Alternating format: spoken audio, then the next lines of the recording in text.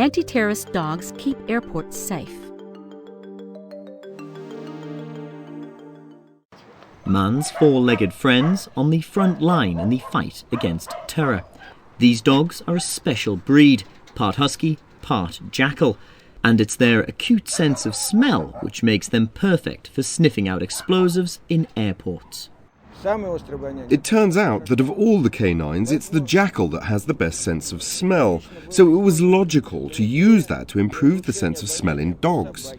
Basically, I grafted a wild beast's sense of smell onto a domesticated animal.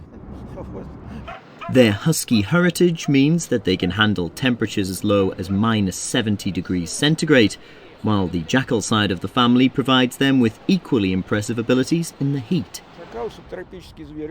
Jackals are a subtropical animal that's used to high temperatures. As an experiment, we took these hybrids to the United Arab Emirates, where they were able to work in 42 degrees centigrade. They could walk on sand, which was heated by the sun to 60 degrees. Ordinary dogs wouldn't be able to handle that. The Sulimov dogs have 220 million smell receptors, 44 times more than a human. This allows them to detect even trace amounts of explosive material, making them invaluable for airports looking to put passengers at their ease. Working with these dogs among passengers makes people feel more secure in the airports. This way, passengers see that Aeroflot gives special attention to security. As for accuracy, they've even detected gunpowder residue on the clothes of hunters returning home. With the animals having to work in an environment filled with distracting sights, sounds and smells, it's important that the dogs and their handlers have a close relationship. There has to be trust between the two. The dogs should feel absolutely free and shouldn't be pressured by excessive discipline. The handlers have to be extremely attentive. They should notice and immediately respond to the dog's every motion and reaction.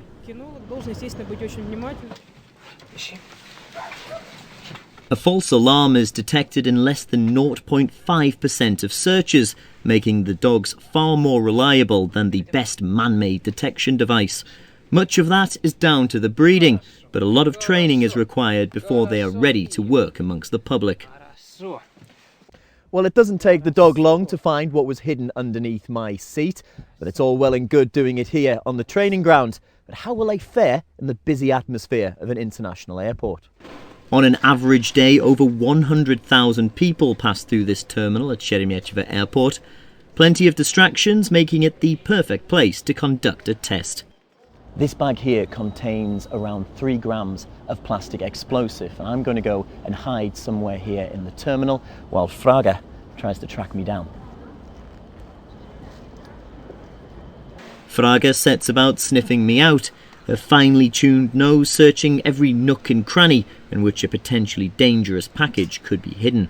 When you see these hybrid dogs in action, it's clear why they are so well suited to working in the airport. Some passengers don't even notice that they are part of a thorough investigation. Sure enough, she finds me, trying to check in for a flight. Well done, good dog, got me. No matter how hard you try to hide, if you have explosives, these amazing animals will find you. Peter Oliver, RT, Moscow.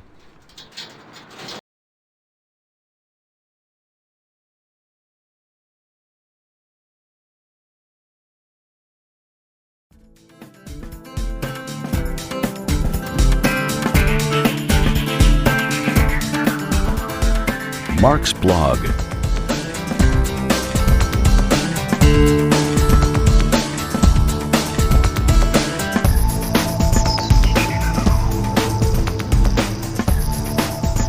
So you thought animals and crime didn't mix? Well, they can actually be more involved than you might think. Parrots often build strong friendships with their owners. That was unfortunate for one gang of burglars when Jack, a pet store's resident parrot in Coventry, UK, turned out to be no friend of theirs. One night, the burglars broke into the store and attempted to steal Jack along with some other animals. But Jack scratched the thieves to pieces, and the burglars had to make a quick getaway through the back door. The next morning, pet store owner Caroline Hobday found Jack on top of his cage, squawking loudly. Caroline said that it looked like Jack had spent the rest of the night patrolling and protecting the other animals like a guard dog. She added that she was very proud of him. A policeman later said that they would possibly be able to trace the thieves from DNA samples taken from the blood they left behind. Well, Jack, who's a clever boy then? That's quite a story. Well, in Egypt, a hungry donkey was actually sent to prison for stealing corn from a field. It all started when the owner of an agricultural research institute noticed that he had had some of his crops stolen. The police set up a checkpoint to catch the thief, but caught a donkey munching on the corn. While the donkey's owner was given a fine of 50 Egyptian pounds, the donkey itself was sentenced to 24 hours in prison. The donkey refused to comment. Posted by Henry, 5:30 p.m. That's very funny. Last week I read that a court in Boston, USA, accidentally ordered a cat called Tabby Sal to do jury duty. Tabby Sal's owner wrote to the court to explain the mistake. Mrs. Esposito said that Sal was a member of the family, so she had put his name down on the last census form under pets. She added that clearly there had been a mix-up.